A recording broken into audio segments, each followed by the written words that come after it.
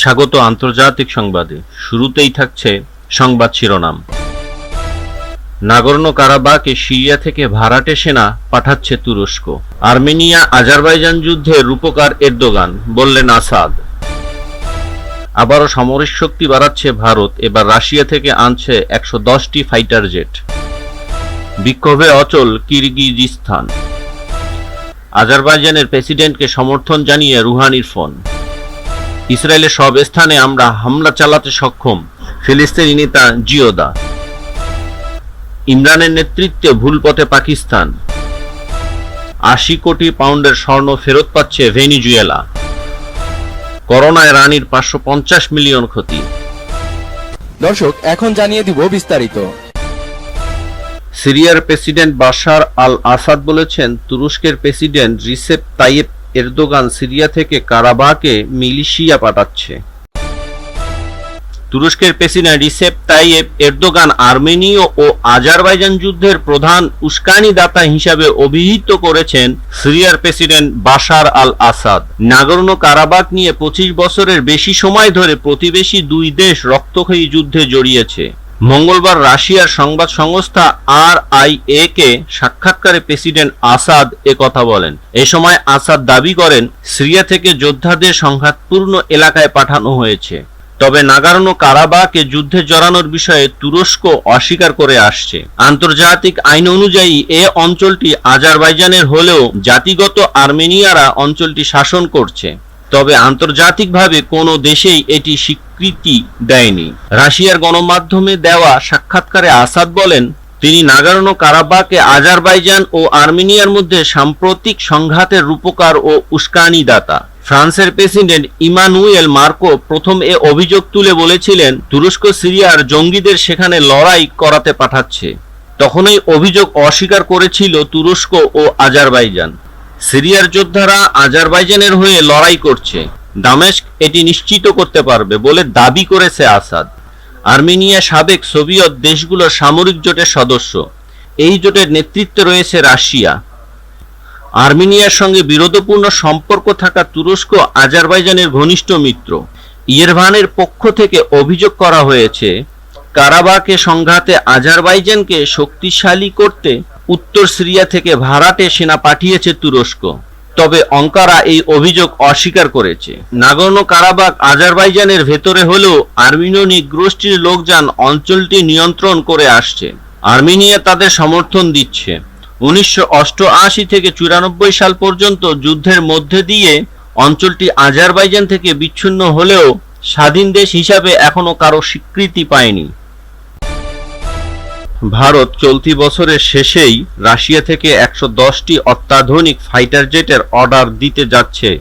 প্রতিবেদনে বলা হয়েছে 21টি MiG-29 আনা হবে। সূত্রের খবর, 1980 সালে এই মিগ বিমানগুলোর কাঠামো তৈরি হয়েছিল, কিন্তু কখনো ব্যবহার করা হয়নি। কাঠামো পুরনো হলেও এর যন্ত্রপাতি অত্যাধুনিক হবে বলে জানা গেছে। মিগ ছাড়াও 12টি Su-30 MKI আনানো হতে পারে 83টি তেজস মার্ক 1A। এক অনুষ্ঠানে এই তথ্য দিয়েছে ভারতীয় বিমান বাহিনীর প্রধান RKS বাদরিয়া। এই সময় তিনি বলেন, যেখানে বিমান বাহিনীর 40 স্কোয়াড্রন ফাইটার থাকার কথা, সেখানে 30 স্কোয়াড্রন ফাইটার রয়েছে। এদের মধ্যে বেশিরভাগই বাতিল হয়ে যাওয়া মিগ চালান। পূর্ব লাদাখে আরও 60,000 সেনা সদস্য মোতায়েন করেছে ভারত। মোতায়েন করা হয়েছে Bhishma tank, Apache attack helicopter, Sukhoi fighter jet, Chinook ও রুদ্র হেলিকপ্টার।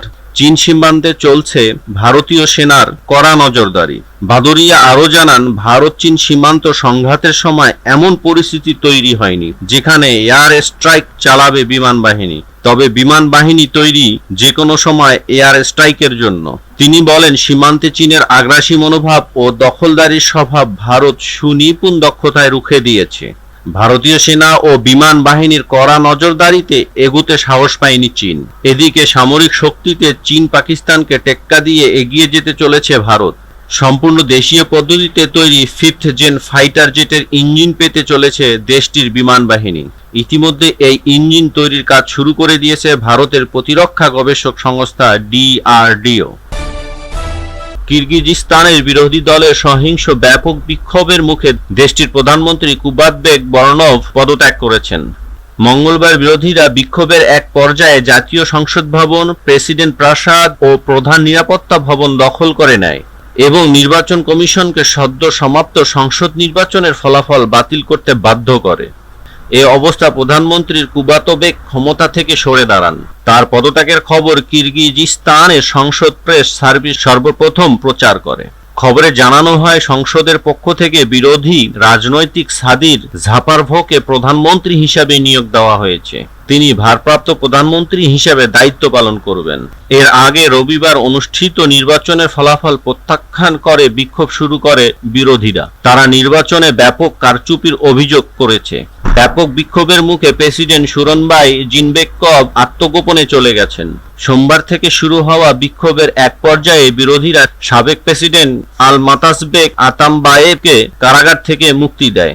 বর্তমান প্রেসিডেন্ট সুরনবাইয়ের সঙ্গে মতদ্বন্দ্বতা সৃষ্টি হলে দুর্নীতির অভিযোগে তাকে দীর্ঘ মেয়াদে কারাদণ্ড দেওয়া হয়েছিল। আজারবাইজানের প্রেসিডেন্ট ইলহাম আলিয়েভকে আঞ্চলিক অখণ্ডতা রক্ষায় সমর্থন জানিয়ে টেলিফোন করেছেন ইরানি প্রেসিডেন্ট হাসান রুহানি। মঙ্গলবার হাসান রুহানি টেলিফোনে তার সমপর্যায়ের আজারবাইজানীয় নেতার সঙ্গে আঞ্চলিক নিরাপত্তার বিষয় নিয়েও আলোচনা করেন। ইরানি ওয়েবসাইটের বরাত দিয়ে বার্তা সংস্থা রয়টার্স জানায়, তেহরান আঞ্চলিক নিরাপত্তা ও প্রতিবেশীদের আঞ্চলিক অখণ্ডতা রক্ষায় সমর্থন করে। রুহানি আলিয়েভকে বলেন, এই ইস্যু আঞ্চলিক শান্তি রক্ষায় গুরুত্বপূর্ণ এবং অবশ্যই আমাদের প্রতিবেশীদের আঞ্চলিক অখণ্ডতা আমাদের জন্য অত্যন্ত গুরুত্বের। বিরোধী ও নাগর্নো কারাবাখ নিয়ে আজারবাইজান ও আর্মেনিয়ার মধ্যে 10 দিন ধরে চলা এই সংঘাতে 200-রও বেশি মানুষ নিহত হয়েছে। প্রতিবেশী দুই দেশের মধ্যে 1990 দশকের যুদ্ধে প্রায় 30,000 মানুষের মৃত্যু হয়। ফিলিস্তিনের অন্যতম প্রধান প্রতিরোধকামী সংগঠন ইসলামী জিহাদ আন্দোলন বলেছে, তারা দখলদার ইসরায়েলের যে কোনো স্থাপনায় হামলা চালাতে সক্ষম। সংগঠনের মহাসচিব জিয়াদ আল নাখাল মঙ্গলবার একটি টেলিভিশন চ্যানেলের মাধ্যমে দেয়া বক্তৃতায় কথা বলেন। তিনি জানান, ইসরায়েলের রাজধানী তেল আবিব সহ যে কোনো অংশ তার সংগঠনের যোদ্ধারা রকেট বা ক্ষেপণাস্ত্র হামলা চালাতে সক্ষম। যখন প্রয়োজন হবে জিহাদ আন্দোলন তখনই হামলা চালাতে পারে বলে তিনি উল্লেখ করেন। 2000 সালের পর থেকে ইসরায়েল গাজা উপত্যকায় 3 দফা আগ্রাসন চালিয়েছে। গাজা ভিত্তিক ইসলামী প্রতিরোধ আন্দোলন হামাসের পাশাপাশি জিহাদ আন্দোলন ইসরায়েলের বিরুদ্ধে লড়াই করছে। এছাড়া প্রতিদিন ইসরায়েল যে আগ্রাসন চালায় তা থেকে ফিলিস্তিনিদের রক্ষার ক্ষেত্রে গুরুত্বপূর্ণ ভূমিকা পালন করে আসছে ইসলামী জিহাদ। নাখাল বলেন, দখলদার ইসরায়েলের বিরুদ্ধে অধিকৃত ভূখণ্ডের সব জায়গায় লড়াই সংগ্রাম করা তাদের সংগঠনের বৈশিষ্ট্য হয়ে গেছে। জিয়াদ আল নাখাল ফিলিস্তিনি সংগঠনগুলোর মধ্যে জাতীয় ঐক্য প্রতিষ্ঠার উপর বিশেষ গুরুত্ব আরোপ করেন। তিনি বলেন, ফিলিস্তিনের যে সংগঠন দখলদার ইসরায়েলের বিরুদ্ধে লড়াই করবে তাদের সঙ্গে সংহতি প্রকাশ করবে জিহাদ আন্দোলন। ক্রিকেটার থেকে কারিশমেটিক রাজনৈতিক প্রধানমন্ত্রী ইমরান খানের নেতৃত্বে পাকিস্তান ভুল পথে এগোচ্ছে বলে মনে করছে দেশটির বেশিরভাগ নাগরিক। কমপক্ষে 80% মানুষই তাদের দেশ নিয়ে উদ্বেগ প্রকাশ করেছে। সম্প্রতি এক জরিপ প্রতিবেদনে এ তথ্য উঠে এসেছে। কনজিউমার কনফিডেন্স সার্ভে ইন পাকিস্তানের এই জরিপে বলা হয়েছে, পাকিস্তানের 5 জন নাগরিকের মধ্যে 4 জনই মনে করেন গত বছর থেকে দেশ ভুল পথে যাচ্ছে। এদিকে সাবেক প্রধানমন্ত্রী নওয়াজ শরীফ ও তার কন্যা মরিয়ম নওয়াজের বিরুদ্ধে এবার রাষ্ট্রদ্রোহের মামলা হয়েছে। দুর্নীতির অভিযোগে আরও 2টি মামলা করা হয়েছে সাবেক প্রেসিডেন্ট ও পাকিস্তান পিপলস পার্টির পিপিপি কো চেয়ারপারসন আসিফ আলী জারদারির বিরুদ্ধে। রোববার পাকিস্তানের নাগরিকদের উপর করা এ জরিপের রিপোর্ট প্রকাশ করা হয়েছে। পাকিস্তানের রাজধানী শহর ও এর আশেপাশের প্রতি 1000 জনের উপর সমীক্ষা চালানো হয়। 50% পুরুষ ও 50% নারীকে এজন্য বেছে নেওয়া হয় যাদের বয়স 18 বছরের উপরে। চলতি বছরের সেপ্টেম্বর মাসে এই সমীক্ষা চালায় সংস্থাটি। ওই সমীক্ষা অনুযায়ী প্রতি 4 জন পাকিস্তানি নাগরিকের মধ্যে 3 জনই দেশের শাসন ব্যবস্থা ও সরকারের ওপর অসন্তুষ্ট। তারা মনে করেন সঠিক পথে যাচ্ছে না দেশ এবং এক্ষেত্রে পরিবর্তন দরকার। প্রতি 5 জনের মধ্যে 4 জন পাক নাগরিক মনে করেন আগামী 6 মাসে পাকিস্তানের অর্থনৈতিক ও সামাজিক পরিস্থিতি আরও খারাপ হবে। প্রতি 4 জনের মধ্যে 3 জন পাক নাগরিকের ধারণা দেশের অর্থনৈতিক অবস্থা একেবারে তলানিতে ঠেকেছে। প্রতি 5 জনের মধ্যে 2 জন পাক নাগরিক মনে করে ব্যক্তিগতভাবে অর্থনৈতিক দিক থেকে পিছিয়ে রয়েছে পাকিস্তান। পাকিস্তানে বর্তমান সবচেয়ে দুশ্চিন্তার বিষয় হচ্ছে কর্মসংস্থানের অভাব। এর মধ্যে রয়েছে অত্যাধিক মূল্যবৃদ্ধি ও দারিদ্র্য। পাকিস্তানের সাবেক প্রধানমন্ত্রী নওয়াজ শরীফ, তার মেয়ে মরিয়ম নওয়াজ সহ তার দলের অন্তত 40 জন নেতার বিরুদ্ধে রাষ্ট্রদ্রোহ মামলা করেছে দেশটির পুলিশ। ব্রিটেনের কাছ থেকে 80 কোটি পাউন্ডের বাংলাদেশি মুদ্রায় 8,720 কোটি টাকার সমমান স্বর্ণ ফেরত পাচ্ছে ভেনিজুয়েলা। বিবিসি জানিয়েছে সোমবার ইংল্যান্ড অ্যান্ড ওয়েল কোর্ট রায় দেয় ব্যাংক অফ ইংল্যান্ডের ভল্টে ভেনিজুয়েলার রাখা স্বর্ণ আটকে রাখা আইন সিদ্ধ নয়।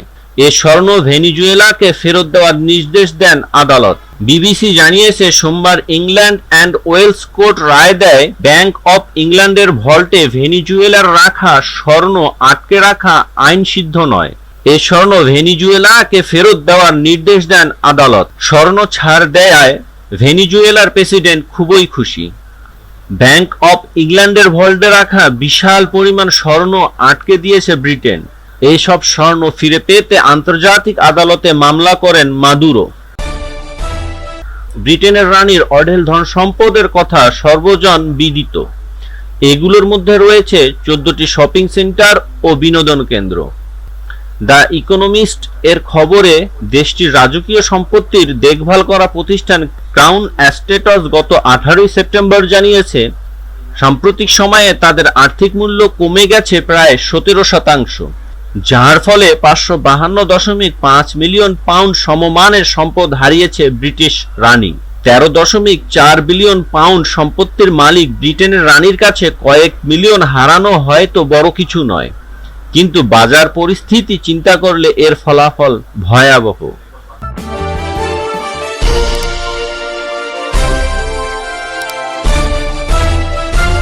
Audio Jungle.